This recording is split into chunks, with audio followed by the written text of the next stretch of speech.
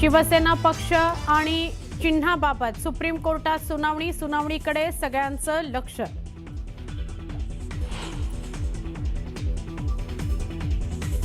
निवडणूक आयोगाचं राष्ट्रवादी काँग्रेसच्या राष्ट्रीय अध्यक्षा सुनेत्रा पवारांना पत्र। पक्ष घटनेतील बदलांबाबत लवकरात लवकर कागदपत्र सादर करण्याचे आदेश।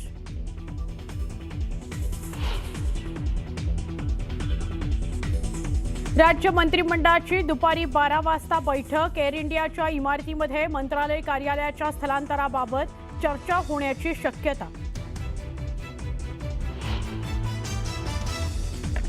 केंद्रीय मंत्रिमंडळाची बैठकीत संसदीय कामकाज आणि देशातील पूर परिस्थितीवर चर्चा होण्याची शक्यता। पुण्यातील चाकण एमआयडीसीतील रस्त्यांची दुरवस्था। खड्ड्यात स्कूटी घसरून झालेल्या अपघातात महिलेचा मृत्यू। बाळूमामा मंदिर ट्रस्टचा सीईओ फक्त एका साध्या अर्जावर नेमला गेला।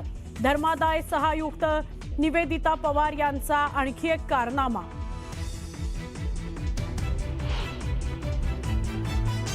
होमिओपॅथी पदवीधरांची महाराष्ट्र मेडिकल काउन्सिलमध्ये नोंदणी करण्याच्या प्रस्तावाला माठ संघटनेचा विरोध। डॉक्टर 24 तास संपावर।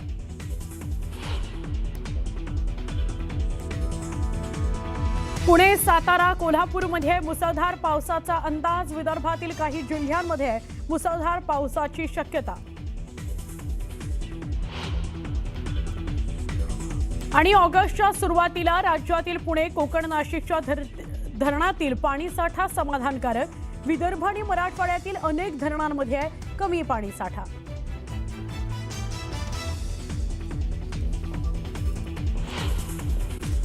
नमस्कार, बुलेटिनमध्ये आपल्या सगळ्यांचं पुन्हा एकदा स्वागत। आज काय विशेष घडामोडी घडतायत दिवसभरात त्यावर आपली नजर असेल।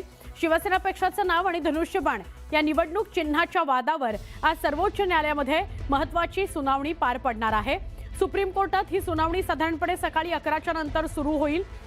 शिवसेना पक्ष आणि पक्षाचं निवडणूक चिन्ह असलेला धनुष्यबाण हा कुणाचा या मुद्द्यावर सर्वोच्च न्यायालयामध्ये याचिका दाखल करण्यात आलेली आहे।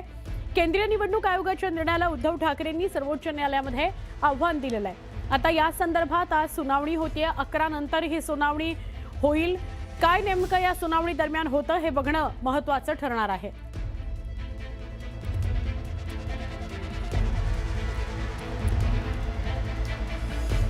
निवडणूक आयोगाने राष्ट्रवादी काँग्रेस पक्षाच्या राष्ट्रीय अध्यक्षा सुनेत्रा पवार यांना एक पत्र पाठवलं। या पत्रामध्ये निवडणूक आयोगानं पक्ष घटनेतील बदलांबाबत कागदपत्र सादर करा असे निर्देश या पक्षाच्या प्रमुखांना दिले आहेत।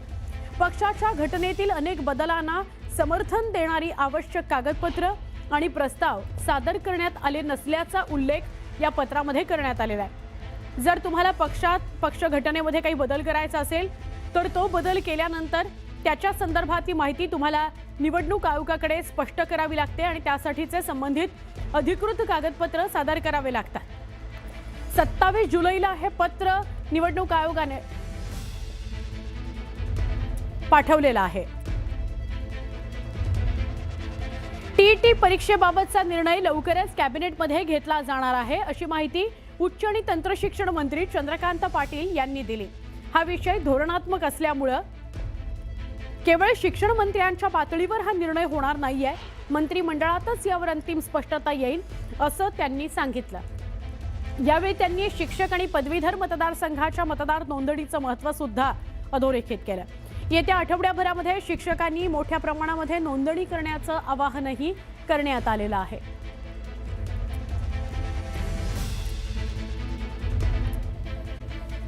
बातमी पुण्यातून आहे। पुणे महापालिका आयुक्तांची खुर्ची जप्त करण्याचे आदेश न्यायालयाने दिल्यानंतर महापालिकेत मोठी खळबळ माजलेली आहे। बेलीफ आणि पोलीस कारवाईसाठी दाखल होताच कर्मचाऱ्यांनी आयुक्तांचं दालन बंद केल्याची माहिती मिळते।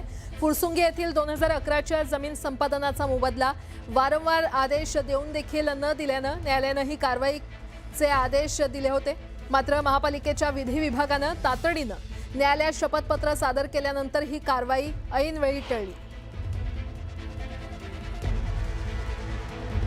अधिक माहिती देत आहेत माझे सहकारी वैभव सोनावणे आपल्या सोबत जोडले गेलेले आहेत। वैभव, प्राजक्ता, अत्यंत नामुष्कीजनक वेळ जी आहे ती पुणे महापालिकेच्या आयुक्तांवरती आलेली होती. न्यायालयानं 2011 साली पुणे महापालिकेनं कचरा डेपोसाठीची जमीन संपादित केलेली होती फुरसुंगी आणि परिसरातली. त्या शेतकऱ्यांची देणी जी आहेत ती अजूनही दिलेली नव्हती. त्या संदर्भातले वारंवार आदेश जे आहेत ते न्यायालयानं दिलेले होते. अखेर या शेतकऱ्यांनी न्यायालयामध्ये अवमानना याचिका जेव्हा दाखल केली ते या संदर्भामध्ये आयुक्तांची खुर्ची जप्त करा अशा स्वरूपाचे आदेश जे आहेत ते संतप्त होऊन न्यायालयानं दिलेले होते. याची अंमलबजावणी करण्यासाठी बेलीफ आणि पोलीस जेव्हा महापालिकेत पोहोचले आयुक्त कार्यालयामध्ये तेव्हा एकच गोंधळ उडालेला होता आणि महापालिका आयुक्त कार्यालयातले जे सुरक्षा कर्मचारी आहेत त्यांनी अक्षरशः आयुक्तांच्या केबिनला कुलूप लावून घेतलं ही खुर्ची उचलून नेऊ नये म्हणून. आणि तातडीनं धावपळ जी आहे ती विधी विभागाच्या अधिकाऱ्यांनी केली. न्यायालयामध्ये जाऊन त्यांनी एक प्रतिज्ञापत्र दिलं आणि 11 ऑगस्ट पर्यंत कलेक्टरांच्या ट्रेझरी अकाउंटमध्ये हे सगळे पैसे जे आहेत 11 कोटी रुपये ते जमा केले जातील असं आश्वासित केल्यानंतर न्यायालयाने ही कारवाई जी आहे ती थांबवलेली होती. मात्र आयुक्तांची खुर्ची जप्त करण्यापर्यंत 15 वर्ष ही कारवाई का होत नाही हा सगळ्यात महत्वाचा प्रश्न आहे. शेतकऱ्यांचा मोबदला जो आहे जमीनही गेली आणि पैसेही मिळाले नाहीत असे शेतकरी अक्षरशः भुके कंगाल झाल्याचं न्यायालयाच्या निदर्शनाला आणून देण्यात आलेलं होतं त्यांच्या वकिलामार्फत. आणि त्यामुळे महापालिका ही लाल फितीचा कारभार जो आहे तो कधी सुधारणार असा प्रश्न या निमित्तानं उपस्थित होतो. बरं वैभव, धन्यवाद या संपूर्ण माहितीसाठी. पत्राला सुरुवात करूया. पुण्यातील चाकण MIDCतील रस्त्यांच्या दुरवस्थेमुळे आणखी एका महिलेचा बळी गेलेला आहे. सिमेंटच्या रस्त्यावर साचलेल्या चिखलात दुचाकी घसरल्यानंतर महिला मागून येणाऱ्या अवजड वाहनाच्या चाकाखाली आल्यानं या महिलेचा जागीच मृत्यू झालाय. अपघातानंतर चालक वाहनासह फरार झाला असून पोलिसांकडून त्याचा शोध घेतला जातोय.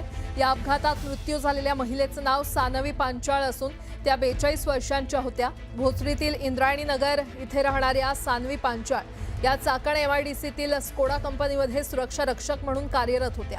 ड्युटी संपवून त्या दुपारी घरी निघाल्या असताना पावसामुळे निसरड्या झालेल्या सिमेंटच्या रस्त्यावर त्यांची दुचाकी घसरली. त्या रस्त्यावर पडताच मागून येणाऱ्या अवजड वाहनाच्या मागील चाकाखाली आल्यानं त्यांचा जागीच मृत्यू झाला. तर अपघातानंतर चालक वाहनासह पसार झाला असून चाकण पोलीस त्याचा शोध घेत आहेत. आणि या संदर्भात अधिक माहिती घेऊयात. आमचे प्रतिनिधी सचिन तोडकर आपल्यासोबत जोडले गेलेले आहेत. सचिन, अतिशय दुर्दैवी अपघात, काय अपडेट?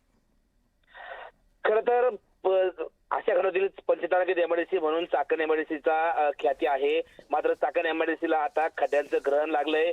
मोठ्या प्रमाणामध्ये त्या ठिकाणी वाहतूक कोंडी होत असते. त्याचबरोबर आता जो गेले काही दिवस सतत पाऊस चालू आहे त्या पावसामुळे ड्रेनेज व्यवस्था व्यवस्थित नसल्यामुळे रस्त्यावरती राडारोडा आलाय, चिखल आलाय आणि एका अशाच काँक्रीटच्या रस्त्यावरती आलेल्या चिखलामध्ये ही महिला जी आहे त्या महिलेची स्कूटर घसरली आहे आणि ही महिला घसरल्यानंतर मागून येणारी जी गाडी आहे त्या गाडीखाली आल्यामुळे या महिलेचा दुर्दैवी अंत झालाय. खरं तर हा जो काही प्रकार आहे याला सर्वस्वी प्रशासन जबाबदार आहे असंच म्हणावं लागेल. कारण की ज्या पद्धतीने ड्रेनेज खुलं करणं गरजेचं होतं त्या पद्धतीने ड्रेनेज खुलं केलेलं नाहीये. आपण पाहिलं असेल गेल्या महिनाभरापासून चाकण जे आहे हे पूर्ण तुंबनगरी झाली आहे. ठिकठिकाणी पाणी साचतंय. त्याचबरोबर राडारोडा जो आहे हा संपूर्ण राडारोडा रस्त्यावरती आलाय आणि त्यामुळे अपघात घडता येतात आणि अशा प्रकारे निष्पाप नागरिकांना जे आहे आपले जीव गमवावे लागत आहेत. ठीक आहे सचिन, धन्यवाद या संपूर्ण माहितीसाठी. पुणे जिल्ह्यातील शिरूर तालुक्यात कोरेगाव बिवरी गावांना जोडणाऱ्या मुळामुठा बंधाऱ्यावरील पूल हा पाण्याखाली गेलेला आहे. या पुलावरून दुचाकी घेऊन जाण्याचा प्रयत्न एका तरुणाच्या जीवावर बेतला. पाण्याच्या प्रवाहामुळे तोल जाऊन हा तरुण पुरातून वाहून गेला. याबाबत माहिती मिळताच बचाव पथक आणि स्थानिक ग्रामस्थांनी शोध मोहीम सुरू केली. तर जीव धोक्यात घालून पुराच्या पाण्यात न जाण्याचं आवाहन प्रशासनानं केलं. अरे दुसरा बोट डेंजर जाईन ते त्याला धरा जाऊन. अरे गेलं गेलं गेलं. पुणे जिल्ह्यातील डिंभे धरणातून 20,000 क्युसेक वेगानं पाण्याचा विसर्ग सुरू असल्यानं घोड नदीला पूर आलेला आहे आणि या पुरामुळे बेल्हे जेजुरी महामार्गावरील लाखनगाव चांदोह येथील पूल पाण्याखाली गेला असून शिरूर आणि आंबेगाव तालुक्यातील संपर्क तुटलाय. सह्याद्री परिसरात सुरू असलेल्या मुसळधार पावसामुळे डिंभे धरण ओव्हरफ्लो झालं असून महिन्याभरात दुसऱ्यांदा हा पूल पाण्याखाली गेलाय. नदीकाठच्या शेतांमध्ये पुराचं पाणी शिरल्यानं पिकांचं मोठं नुकसान झालंय. तसंच गेली 5 वर्ष रखडलेल्या नव्या पुलाच्या कामावर स्थानिकांनी तीव्र नाराजी व्यक्त केली आहे.